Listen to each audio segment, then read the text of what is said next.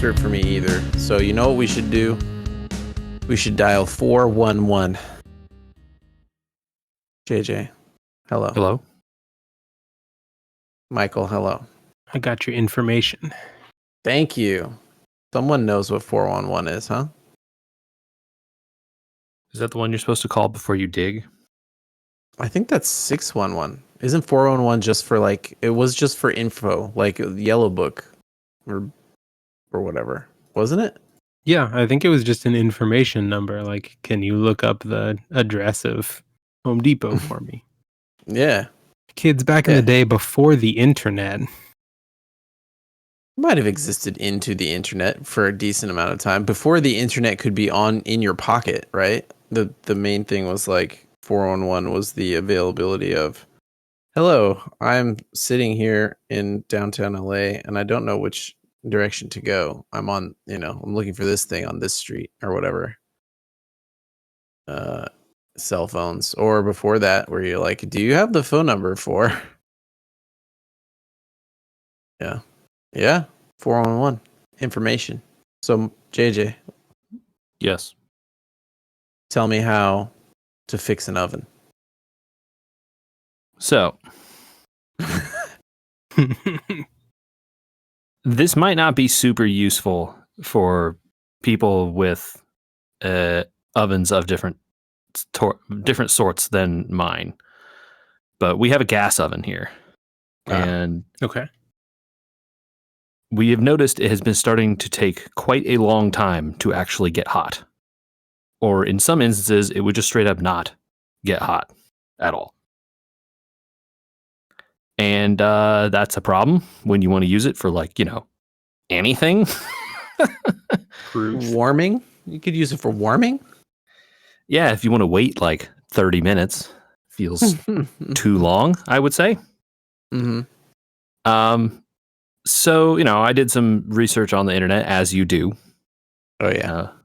And people were like, kind of split. Like, there's, generally with these sorts of ovens of the sort that I have, if the gas is still coming out, for the stovetop, because there's a stovetop on top of it.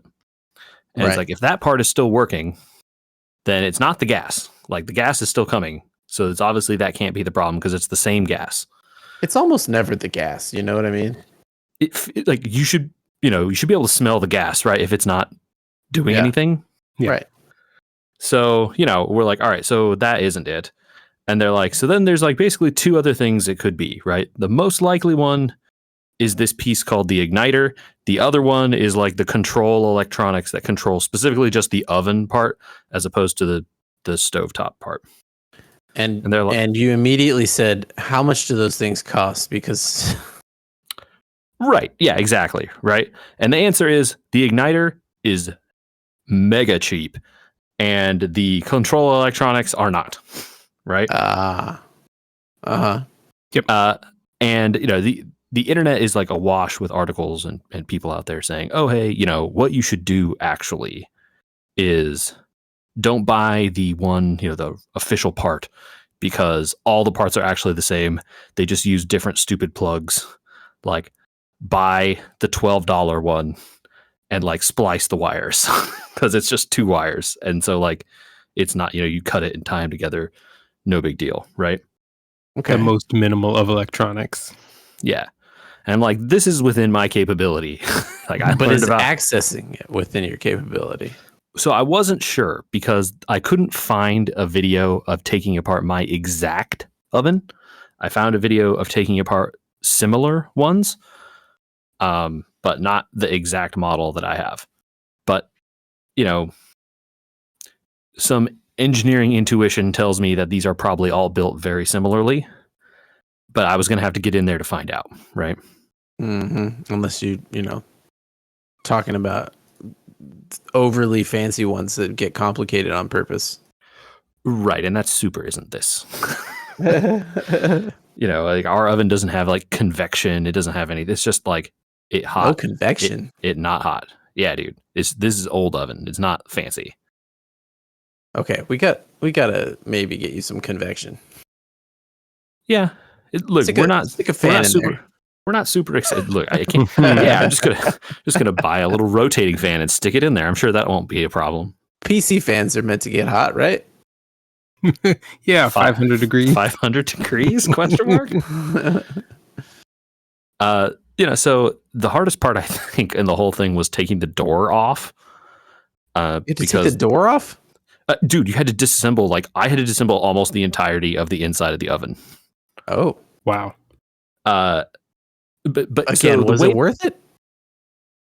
The oven works great now. So yeah. Okay, we jumped ahead too far. Yeah. Yeah. I mean, I don't know. Like, was it worth it? I spent $14 on a thing, and now the oven is great. How many hours? Yeah, 3. Oh, that's not that bad. 3, 2.5, 3. I don't know. That's not bad for a home project. I expected to hear way worse. I mean, but like I'm not counting the research time and stuff, and maybe there was an hour there or something. But okay, sure. Taking the door off, like your oven door is big and heavy. Yeah. Uh huh. And it not meant to come off. No, man, they're supposed to stay on purpose. Yeah, and so all the videos I found showing how to take the doors off were all for different models, and I was like looking at the mechanism and was unsure how to like undo it. Oh. Until I eventually found there were screws on the door side, like the part the hinge that comes down, that were holding it onto the hinge. And once I took those off, it like slid upward off those hinges, and then was good. Okay. Very strange kind of construction there. They're like almost like stops instead of hinges. I mean, the thing was hinged, right? But the door itself screws onto the outstretched part of the hinge. Mm-hmm. Which then, as soon as it was free of the door, that thing snapped closed and was not interested in coming open again. Problem at the end of the build for sure. Yeah. Mm-hmm. But after that, it was just like a socket wrench and a couple of screwdrivers for disassembling the entire rest of the interior of the oven. Which, to be fair, it's like, you take the shelves out and then you have to take like the bottom part off because the burner is under there, where the gas. Obviously, like unplugged the oven, turned the gas off and all this stuff first. I should have started with all that. The safety. Should have started with that. Friends, 411 says do safety. Yeah, I mean, if you're going to do anything with electronics, unplug the dang thing first. And if you're going to do anything with gas, turn the dang gas off, right? Everyone, let's all remember that. Please be safe out there. But after that, it was very easy. And it's just like, unscrew a couple things here, take the sheet that is the bottom of the oven off, and underneath it is like a big heat spreader and a couple screws, take that thing off. And under that is just a big bar where gas comes out. And next to the bar is this piece with it almost feels like if you had some sort of motorcycle lift, you could have gotten underneath the entire thing. It would have been so much easier, honestly. From the bottom. It would have been so much easier. Go in through the broiler on the bottom would have been way easier. Yeah. Right? Just like remove the one broiler pan and then it's all right there accessible. That would have been nice. C'est la vie. But yeah, and under right next to that big bar is this little element, like this copper. I don't know. I don't even know how to explain it. It's like a graphite looking thing with like a big plastic box around the side of it and a couple of wires going off the back of it. And sure enough, mine looks all like chalky and gray, like white gray colored. And the brand new one looks like, the color of your Teflon pants or something. Yep. This isn't right. This is like, this feels wrong, Yeah. Sure enough, replaced it, plugged the oven back in. Because again, this thing is only electrical. It doesn't involve the gas. And so once the oven was on again, you could turn it on, quote, but no gas is going to come out because the gas is off. And sure enough, that thing starts glowing red hot very quickly. Eep. And it's like, all right, good. That means it works. And, then it was just a matter of securing the wires and all that stuff and then reassembling everything, which again, the door was by far the most difficult part. Yeah. Not even in a similar vein to this, but if people hear that and they're like, I could do it. There are easier things out there that you can do for sure. Like, I just changed out the cabin air filter in my car, right? Like it cost me $12 instead of having $40 and an hour worth of labor. Yeah. These things are available, even smaller maintenance items.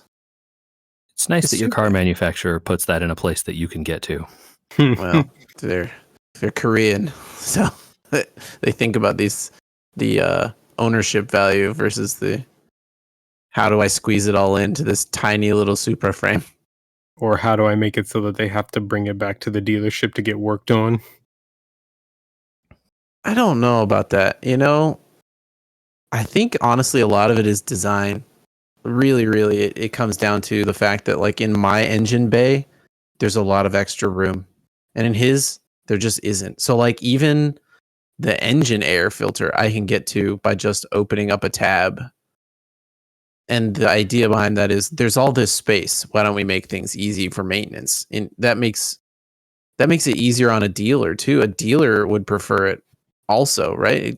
They can shuffle more cars through and charge the same amount. There's also the space is like absolutely a huge consideration, but then there's also like what is the car designed for and what is the engine designed for, right? Mm-hmm. Like they designed this inline six to be put in sports cars, whereas your engine was not designed to be put in sports cars. Yeah. And so you have different constraints when you're building an engine that way for those reasons, right? And then Absolutely. that leads you to think like, oh, well, like the most optimal position for this air intake to the engine is over here. Okay. Well, then that means the filter has to be here, and that's going to be annoying to get to. Sucks for you, right? Right. This just design philosophy. I think a more apt example is between two cars that we have. One's a Hyundai and one's a Nissan. I didn't want to, just give out brands for no reason, but here you go. So the Hyundai one, right? The air filter, I just take 2 pins out for the cabin air filter. I take 2 pins out of the glove box. It drops down. There's a clip, and I pull the air filter out. Done. For the Nissan, you have to disassemble the entire side panel of the center console through the glove box and then be able to know where the filter is, reach up and detach it blind. Yeah. One of those is much more user-friendly. Right. But it's not like either one of them's a sports car. Right? It's one of them's just because they didn't want to fit it anywhere else. Right. And they also, like you said, the space is the concern on that one, right? That car is much smaller than your other one.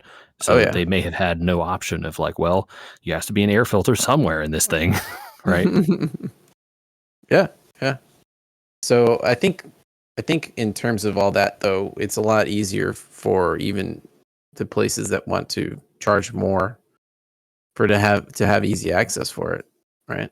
I mean, overall, how many people are changing their air filter? You should try if you can. But how many people are changing their air filters? Is it a lot? I don't think so. Yeah, but it's easy to do, and it helps keep your car smelling nice. So you should do it, people. If you live in certain areas, those things can get moldy. And if you have allergies, then you're pumping allergies into your car. So pay attention to them. I don't have any really good segue from things being moldy. Except maybe we could talk about deep wells. Deep wells might be moldy. No? Yeah, dive in. Okay. I'm down the sieve well real bad, you guys. Mm-hmm. Fell back in.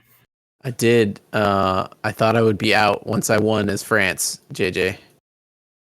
But instead I started looking at achievements, and I thought, what would be a fun challenge is to pick a leader I haven't won with before, look up their specific achievements, look up their achievements for their country, and then look up achievements attached to those things. So, like, as an example, I picked Teddy Roosevelt. Well, Teddy Roosevelt's achievement is to win and also create, or to play and also create the Panama Canal. Okay. Well, Yeah, okay. if I'm going to build the Panama Canal, are there Panama Canal achievements? Yes, there are. There's a Panama Canal achievement for building one that's 7 tiles long. Okay. Are there achievements for canals? Yes, there's an achievement for if you have a canal, a dam, the Golden Gate Bridge, and something else in one city. So I made a list, and I'm like, I'm going to do all these in one game. That's a lot of canals. It's a lot of canals. Yeah. But, you know, when Philip the second tried to move in on my territory, I showed him in 1400 AD that a Rough Riders no, they ain't got nada, and annihilated his entire culture.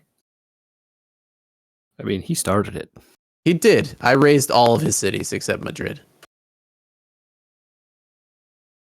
Honestly, I would have to have done it anyway because his location had the better spot for the Panama Canal, so sorry, buddy. I think this means that I should play more 4X games, is what it means, because sitting around trying to achievement hunt in Civ 6 is probably not the best use of time. But I mean, I didn't know. yeah. Have either of you ever fallen into a game like that where you're just like, you know what? I'm either going to quit this or I'm just going to do this weird achievement. Not 100% it. I don't need 100% it, but like, I want to achieve this thing, or I want to beat this boss, or I want to do that. A B-sides in Celeste, stuff like that. I think Balatro hit me like that, right? Oh yeah. Yeah, this is the same. It's the same exact feeling in Balatro. Yeah. We're like, I could do that. I could unlock that deck. Or like the first like few months of Vampire Survivors. I didn't get it with Vampire Survivors like that. I like that game, but I didn't get the like achievement hunting. Maybe before it was out of early access. Yeah, it was just always constantly like, oh, there's a new map. Oh, there's like 4 new weapons. Oh, I could try this. I could try that. Ah, what does this do? Like, how do I evolve this? Right. Right. Yeah. Yeah, I don't know. For me, maybe a little bit Dead Cells, maybe a little bit Baba Is You.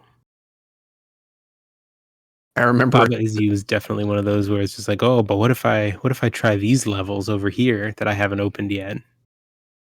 I don't know how you could be like that with Baba Is You, though. Baba Is You just makes me so mad. The puzzles are so infuriating. But they feel so good when you get all the pieces just right. You make it work, and then you're like, I'm so dumb. Why didn't I see that an hour ago? Mm-hmm. That's funny. Or like the worst ones in Baba Is You. Now I'm going to go on a tangent here. But yeah, like, do it. Michael, you know those levels where it's like they give you like 4 or 5 pieces and then you make a solution. I know where you're going with this. Yeah. And then the next level, they take one of those pieces away. You only got one less. And you're like, oh, okay. Well, I got to think of another clever thing to do. Okay. But that's not too bad. And you go to the next one and it's another one less. Yeah. And you're like, I needed that one. You took the key away. I was using the key. How am I supposed to? What do you even do now? Yeah. And then, you're like, you sit around and stare at it for hours, and you finally realize there's just like some other completely different, like super off the wall thing that you could do to get it. Yeah. Or they changed one square. Sometimes you get lucky and they've changed like one square of the terrain. And if you notice it, you think this has to be intentional, right? And you start tooling around with what you can do with that little change. Yeah, and it's like, oh, there's like a bump, like that wall has one extra little line on it now that it didn't have before, right? Why? Mm-hmm. Yeah, God, that game is so hard. Like, to be fair, there's a lot of like really fun, interesting levels in it, and then if you just keep trying to do every level, you just straight off into madness.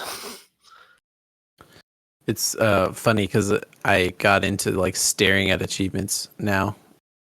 Just like, oh man, I don't know if maybe I should go back and try this or that in Civ 6. And so it took me to that achievement page where Balashro will always now sit at 28 out of 31 achievements because it's impossible to do the last ones. But I've noticed like older games like FTL or Dawn of War have now had achievements added since I actually played those games. And it's like, should I go back and play them again? I liked them enough to play them a lot. Maybe I could go get achieved. Obviously, the answer is a sane person would not do that. But also now Steam has added a tab that shows what games you have perfect. So like that in and of itself is like an extra achievement tab.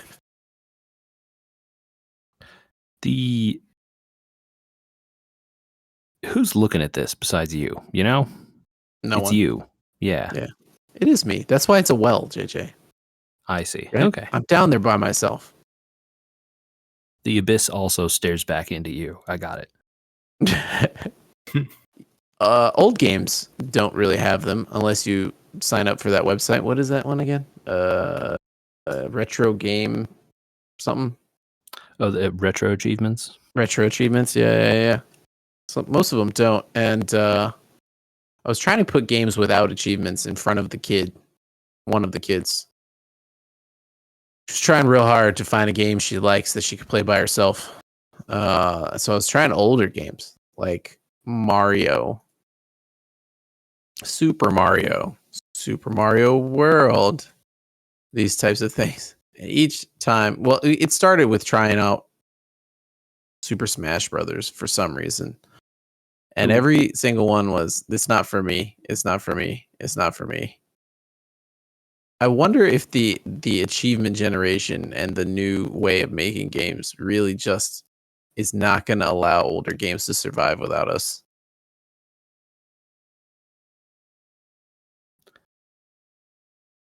I mean, I think that's you're saying you think that she's looking for something to reward her when she does something or whatever. It seems like game.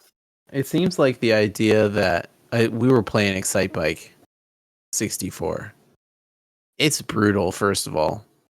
It wasn't even that fun for me to play. I was like, okay, well, we could play something else.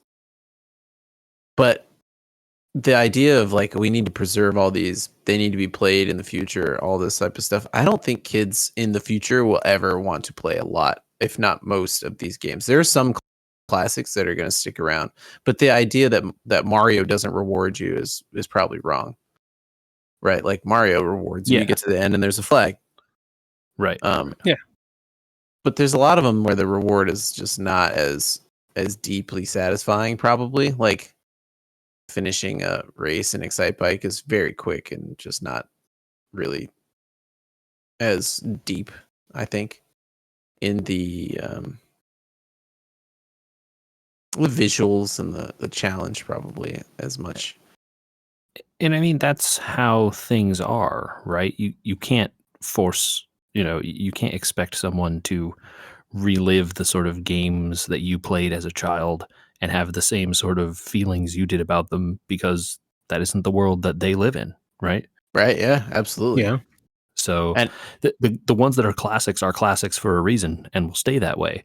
And the ones that were kind of not, that's fine. And if you are out there, or you, Andy, are an Excite Bike lover and you're just like, I loved this game as a kid, I have like deep feelings for it, you can say that, and those can continue to be true for you. Oh, absolutely. Yeah. And, that's all right.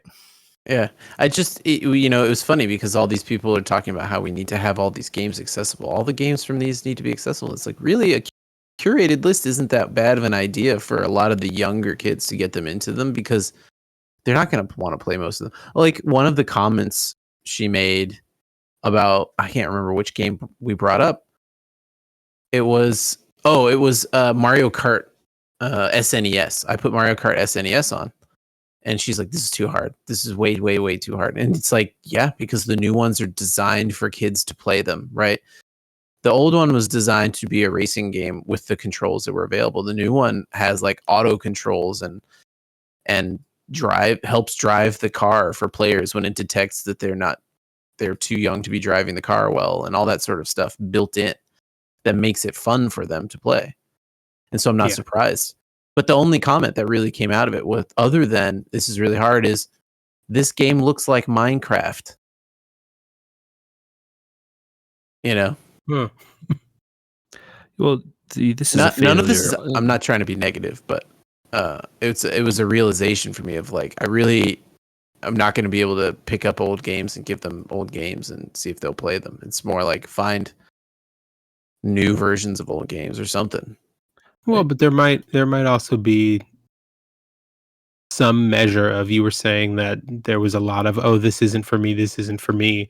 You might just be looking for the point where they find a game that, oh, this is for me, and then you can use that game as a depending on where in the timeline it is, as a backing up point almost, and saying, oh, okay, you like this, that informs me that you might like these other things, right? So not necessarily that it's old versus new games, but that you just haven't found that right entry point yet. Sure. And you have to, a kid doesn't have the language to speak about the game, right? It's like, this looks like Minecraft because that's something, they've played and they know, right? They're like, oh, this looks like Minecraft because I've played Minecraft and this is something that has a look similar to that. But, you can teach them the language of like, oh, well, these are called pixels and this is how this aesthetic looks. And this game came before Minecraft. So really Minecraft looks like this. Yeah, we had that discussion. That was fun. And then you're just teaching them ways to talk about things that they like, whether they're about games or anything else. And so then, that just helps them express themselves, which is a skill that anyone would want. Yeah, absolutely. Yeah. I wonder if a newer entry point for some of these, unfortunately, I think it's going to be just the classics. And classics are okay. Introducing them to classics is important, right? Like classic films, classic books. There's going to be classic games they should play. That new NES Championship looks like it might be a way for them to see old games in a very cool light. Like, do they need to play the entirety of all the old Marios to know how to play, like, Mario Wonder? No. But they could see these quick levels, quick hits, almost WarioWare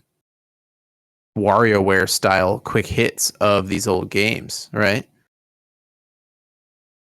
I wonder if these types of games like NES Championship would be a way to be like, yeah, oh, that game's called Mario. You want to try it out? Yeah, here it is. It's on. We have the Switch Online or whatever. You can just play it on the Switch. You don't have to boot up the old console or the Mister or anything else. Yeah, I mean, I think what people say when they want their games accessible is they want them accessible for them. I don't think they mean that like every person must have access to all of these games so that they can see that, right? It's like they want that access. Yeah.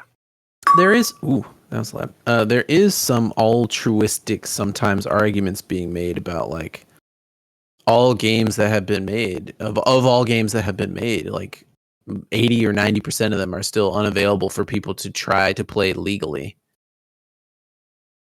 And that's going to be a problem anyway, because like rights and all that, But the idea that like I have to, if I want to show them any of the Super Solver series, I got to go out on the internet, find, ISO files, put them into DOSBox, and then, walk all through all those steps. I guess is probably not what they mean by what they want availability, but some of that's for the next generation, but most of it I think is introspective. People just want to go back and play the same stuff. So I don't know. That's what I think my original point was. I don't know how much after us these things will live on, right? And I think it's the case, just like anything else, media has its window where it's super popular, and then the fans and adherents of that media, unless it becomes a classic, it isn't the kind of thing that sticks around forever. Books that were written hundreds of years ago aren't necessarily all popular now, but the best ones were. and became Right. popular and still are, right? Right. Yeah. Yeah, I think that's important, is to remind us that it's media and not just, infinitely available because it's digital. Well, but it can be both, right? It can still be infinitely available because it's digital. Having access to it doesn't mean you have to see it. Right? It's like a museum. The museum has 10,000 artworks, but only 100 are on the walls, right? And they rotate them around or whatever. But also, people go into the art museum, they aren't looking at every painting. Right. Well, I ain't looking at NES Championship $60 when you can buy it online for $30, and that's not even on the sale price. I don't know what's up with that. They give you some stickers, I guess, to up the value or whatever, so they can charge the same amount. Do you think that's where it's going? I don't know if it's going that way immediately, but like in the next Switch generation, to try and push more digital, make the physical versions. Oh, that's more of a collector's thing. I think it depends on the game. I think you'll see some of that with games that they think might have a more niche audience, or in this case, a more nostalgic audience. The big name AAA cutting edge push your graphics titles are still going to have a standard physical release like they always have. But I think things that they project might be smaller, not necessarily so much as a move the needle on the dollars, might see some of the same treatment. I mean, that's a very sage thing to say, Michael, because that's exactly how it works on the Sony and Microsoft consoles now, right? Mm-hmm. So Nintendo has to be looking at the other sides of the business and being like, well, they're getting away with it, right? Why can't we just make less carts and make the same amount of money? Yeah, exactly. The people who really want the carts will pay for the cart if they want their physical copy, right? Because they're the same people who are also going to be drawn to all those bells and whistles. Stop encouraging them to charge me more, Michael. I don't want the bells and whistles. I just want carts. But like, Andy, you're the example of the person who wants to have the carts for everything, and so you will be buying them, and they will still be making them in small quantities for people like you. Yeah, right? But not for every game. But this is the first instance, right? Where it's not the first instance, but is an instance here of the cart value to me is not $60 when online. It's the half that price, right? I mean, maybe the cart value would be that for a series I cared about, like if it was Zelda, like that new Zelda game that's coming. I definitely pre-ordered the cart, and I will continue until they stop making physical games. So I guess maybe the value just isn't there because it's the title, but maybe you're saying because of the titles, certain titles will still be valuable physically. I mean, it's not about value; it's about what they think will sell. Value to their sales. I meant value to their sales. Yeah. I mean, I'm still surprised they didn't switch it up, and that they're switch it up. That they're bringing back the same form factor and everything else. And I hope their takedowns were an indicator that that's true. No one knows, and it's pointless for us to speculate. You're right.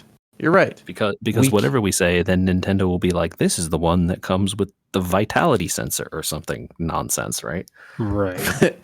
I'd laugh, except they've done that before.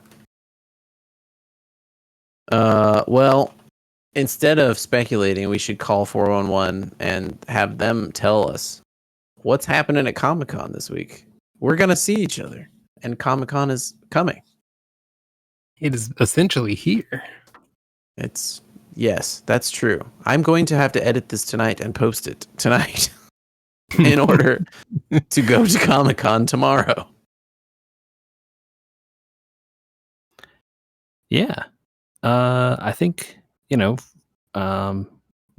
have stuff you're looking forward to doing at the con this year? Yeah. For us, there's always the usual suspects, right? Thursday night is always the Her Universe fashion show, which is always a highlight. It'll be interesting for us with the little one being a little less little this year and a little more engaged. So we'll see how much they're willing to put up with. It'll be interesting to see how many people show, since Hall H at the same time is Deadpool and Wolverine. Yes. Yeah. I mean, there has always been a Hall H panel counter programming that fashion show before, right? I True, don't think true. that's new.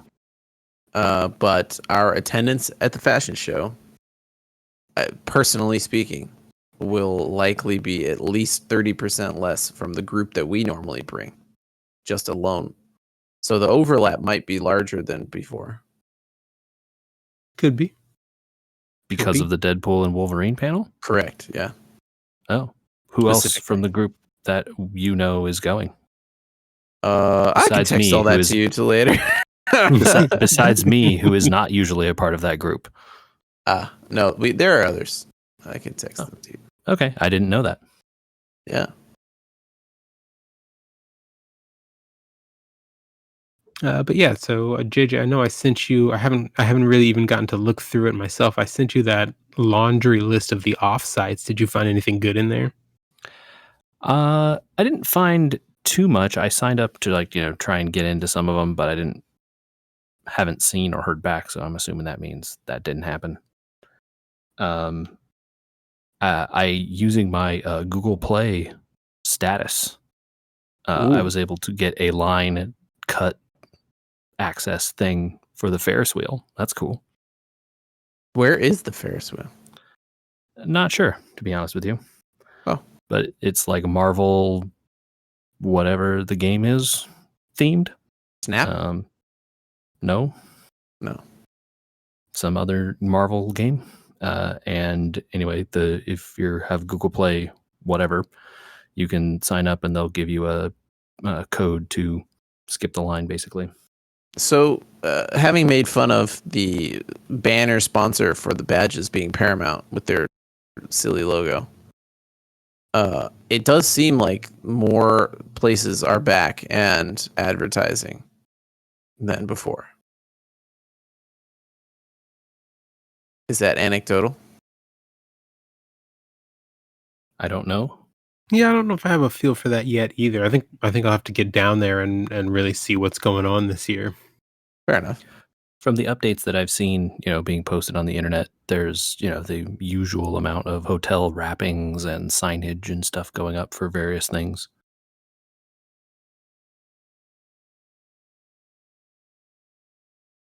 Okay. I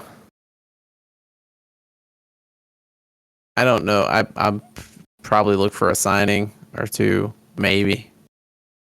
I'm there for the floor, and that's probably about it for us this year. Is the floor and maybe one panel. I think NASA is doing panel as always. Those are always good, but I hope for your sake that whatever panel is before it is interesting. Yeah, I guess so. That's, unless they're clearing the room, that's the best way to get into those panels. I've never gotten into one. Figured this might be the year to try, but yeah, a lot of the stuff that I normally go to actually has been moved to Saturday.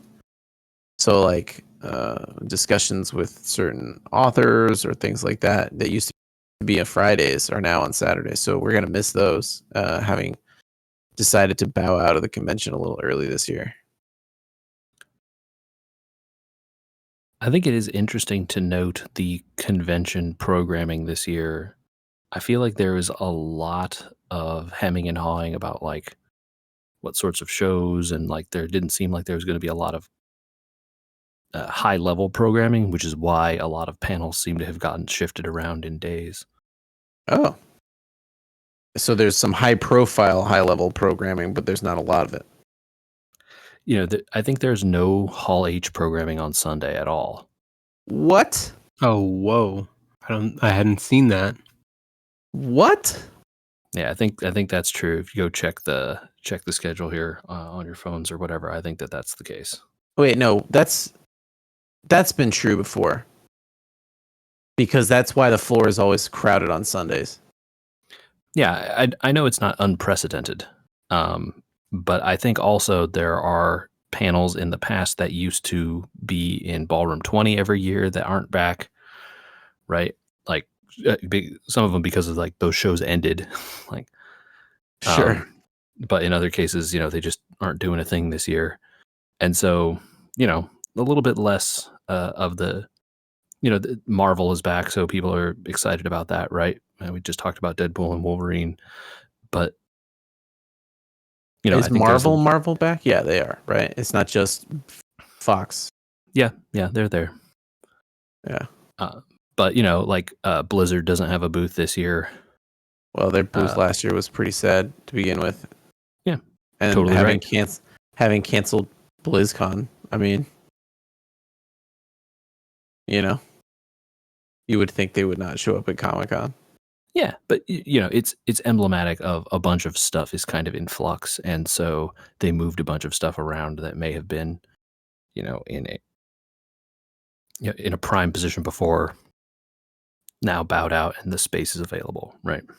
Yeah, that end of the floor is going to feel weird because Blizzard was always one of the anchors down there. It was the end of the floor. Yeah. Huh. I don't know, man. Maybe it's a good thing. Yeah, like you say, it's stuff changes and it's not always for the worse. It's just different. Yeah. Not always for the worse, just different. Well, I guess things are definitely for the worse for some people, but different for others. This week in F1, JJ? Yeah, man. So you said you didn't watch the race? Did not watch the race. I did not have time this week. I'm trying to get ready to leave town, and it has been kind of a show. So there's a little bit of drama this week in the F1 world.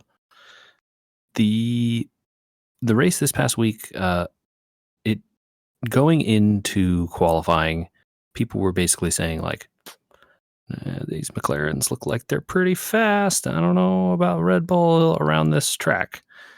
And that was indeed borne out with a McLaren 1-2 front row. Right. Yeah, I saw the qualifying was Norris Piastri. And then I believe Piastri Norris?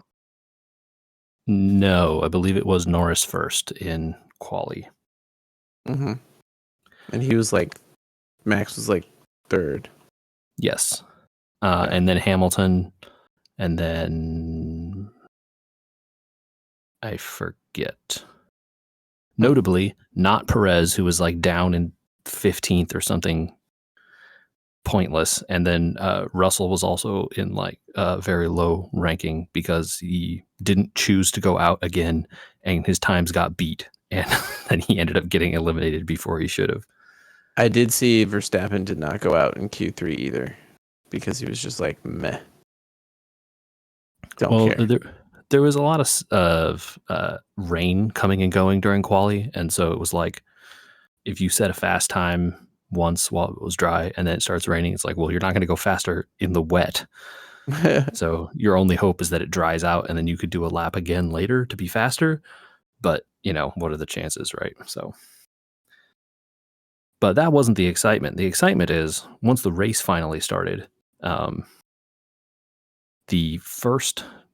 coming into the first turn, Norris is angled. You know how at the very start sometimes they their car's kind of angled in the pit in the box.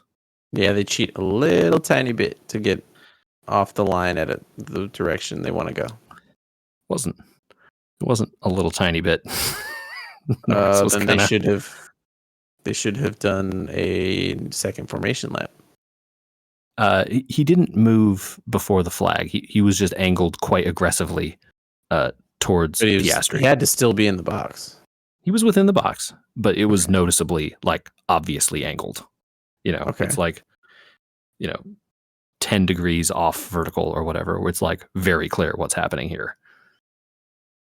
And the lights go out, and he just like is aggressively trying to shove Piastri off the track. Which like Max Verstappen behind him is like, great, slipstream, thank you. It's just like, goes right up, and only barely does Lando keep it clean, and Piastri gets in front of him, and then only barely stays in front of Max.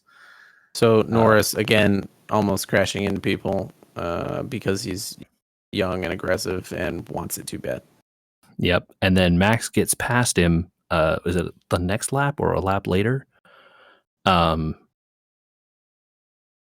With like kind of a like very late braking move, but he has to go off the track because he can't like get around all the way. But then like, so did he technically pass him off the track? I don't know. And so then there's a whole bunch of drama about that. And meanwhile, like Max is just on the radio furious the entire time, right? Oh. It seems like he was very upset about the car this week, and so it was just like not having a good one. Yeah, they were supposed to have brought upgrades. Well, they didn't seem to be upgrading because Max was just mad the entire race, like radioing to his engineer, like, I can't believe this, or blah, this car is terrible, and like. There's some very funny quotes from him throughout the race. Folks want to go find those, check them out. But eventually, like,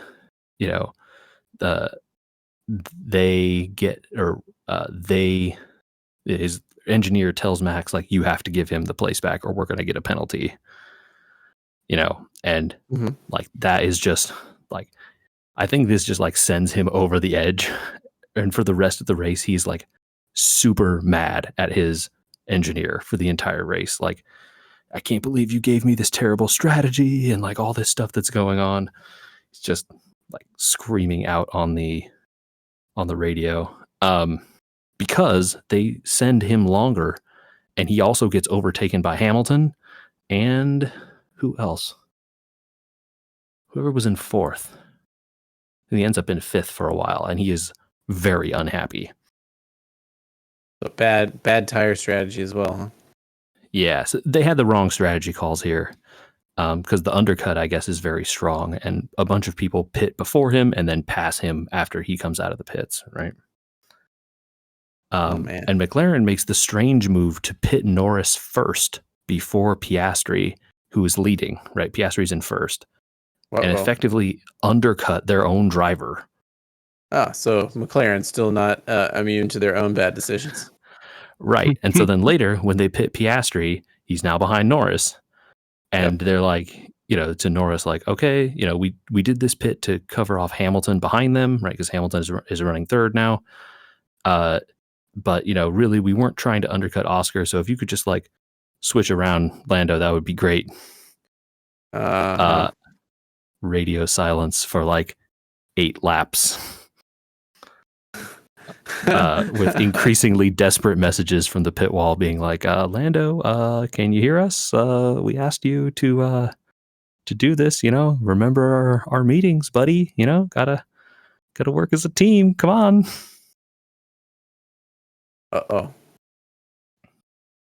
And he eventually does do it like 2 laps before the end of the race. I see. Not after then, like, basically whining like a baby over the radio about it, which of course you would expect. Well, it wouldn't be a race if Norris didn't say something was unfair. Max makes his way back to fourth before, so that's like the very end of the race, the Lando switching around stuff. But earlier, maybe like 5 laps before the end or something, Max makes his way to fourth and is now battling Hamilton for third. And they touch, Andrew. Oh no. Wait, hold on. Was it the classic Hamilton attempted pit maneuver? No, Verstappen like tries to late brake him up the inside and just completely locks all the brakes, and just like 4 wheels of smoke as he like collides with the back which tire on the back right, I guess, of Hamilton. Uh-oh. You should go. Folks should go watch it. The video. It's kind of wild because the camera is not following it quite well because they don't expect Max to do this like really crazy maneuver. Like he was way far back. He didn't really have any business trying to overtake. It's a very difficult track to pass at, this one. Mm-hmm. And so like you really have to be right on the guy in order to make a pass stick here. And there's kind of like one place to do it, and this is where he was doing it. But he was like way back and was just like steaming full speed into him. And like the back of his car, or Max's car, like flips up like super high and then lands back down. But I guess he was okay, or okay enough to finish the race anyway. Wow. Very lucky he did not cause like a huge accident. Wow. You And got all then sorts after of that, people getting aggressive. and then after that, he immediately gets passed by like Leclerc and Hamilton or something. Well, Hamilton, he was not really passed anyway, but then like Leclerc also immediately passes him. And I think Verstappen ends up in 5th at the end. Mm-hmm. That looks correct. Yeah. Yeah. And, you know, he's all over the radio. I think at one point, Max's engineer says like, you know, Max, I'm not going to argue with the other teams about what they're doing over the radio. It's childish. It's like, okay. It's bad. Everything's bad at every team. It's crazy. But yeah, every team's falling apart. Yeah. McLaren continues to like throw the pie at their own face. You know, Hamilton is lucky to be picking up the pieces for Mercedes over there, and Red Bull is like slowly burning themselves down. Everyone, yeah, but even having a team picking up the pace now, they both have a car that can win, and they're going to start fighting, and they're going to have the Ferrari problem. Mm-hmm. Mm-hmm. Uh-huh. And you know, I mean, meanwhile, Leclerc was 4th, right? But like, I don't think you saw Leclerc almost the entire race. Like, no, you know, it was all showing the McLarens and Mercedes and Red Bull. So,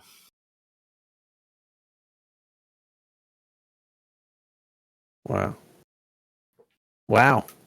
Yeah, you should go watch a video of that accident. It's worth seeing. There's only so much time in a day, man. I will watch highlights at some point, but like I just keep running into just not having enough time.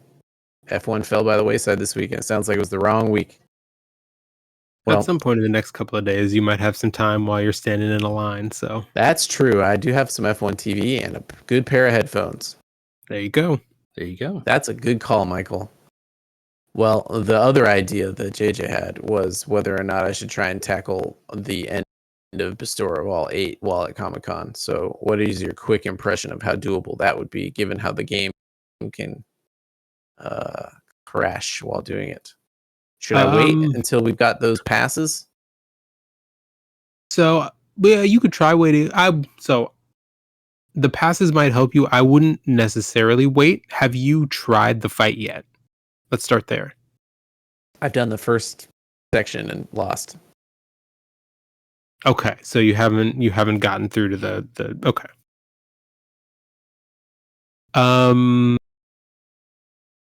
You could wait till the passes are there. You might give it a try with maybe dump some levels into a shiny new Santos that you might pull tomorrow. I think the fact that he has, I'm just thinking back on that fight, and JJ, you could chime in here, but I think the fact that he has an AoE that pierces fire and light as well as sword will do some heavy lifting in that. Almost every character you can bring that can hit multiple weaknesses will be valuable. So like Cecily?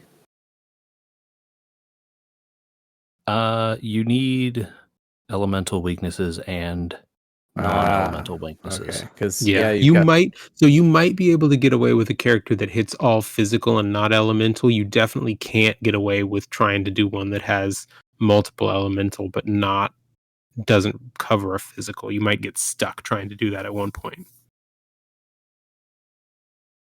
Yeah. Like Cecily is not bad. She has a lot of different physical options. I just don't remember the groupings let's say. But Yeah. but she has a lot of options, which is good. You want options, but having a character that does like only magic might be rough for certain parts, unless you pair them with a person that does only physical, and you could swap them around. Maybe. Oh, okay. So put Cecily behind Cyrus. Yeah, something like that might work. That I'm might. trying, but you don't want to have too many of those because you need people that are good at lots of stuff. So again, if your characters can hit multiple kinds of weaknesses, both elemental and any sort of physical, you will find value in them. There's also, and I don't remember if it's in the first part of that fight or if it's in the second part of that fight, but there is a point, Andy, where it'll tell you that you're allowed to build 3 teams.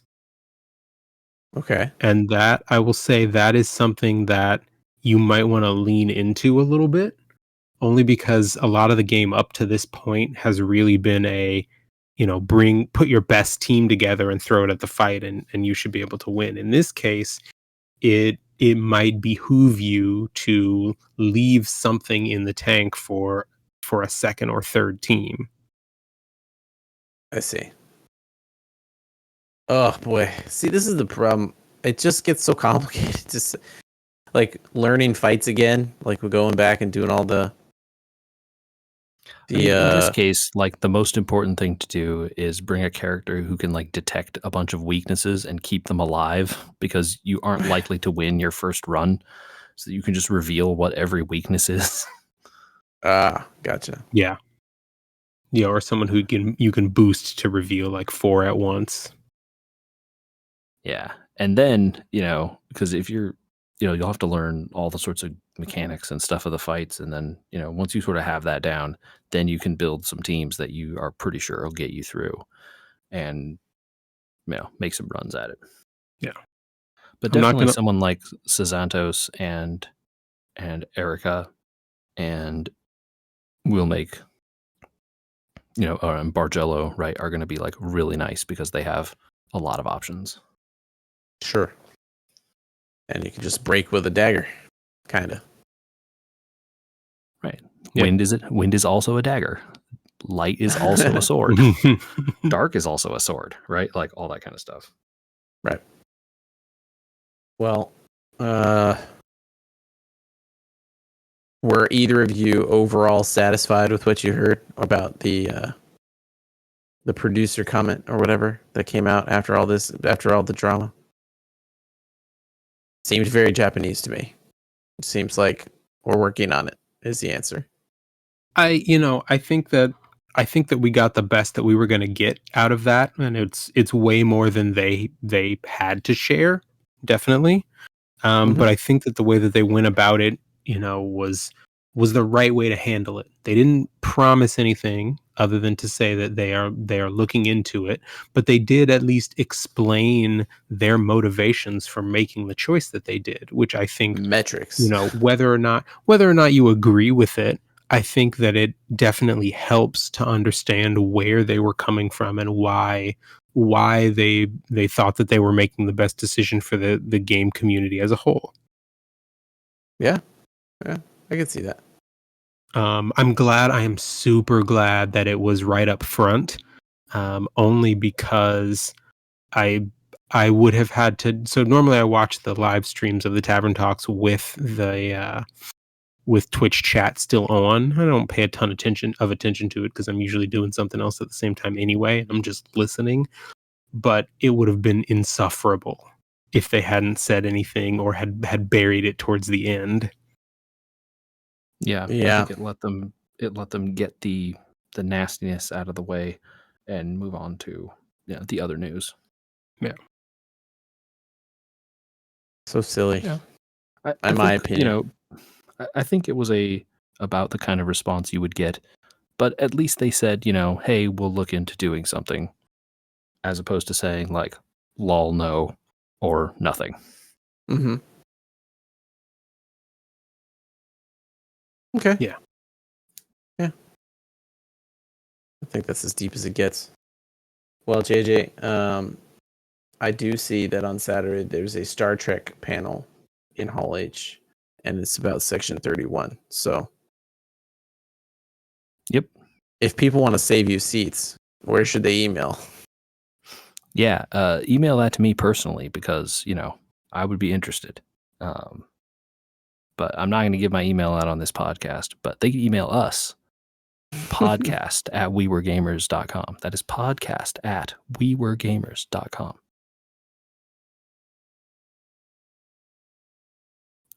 YouTube. And if There's you YouTube. want to see it, if you want to see this podcast visually, you can go to YouTube. That's youtube.com/@weweregamers, a website where we post this podcast.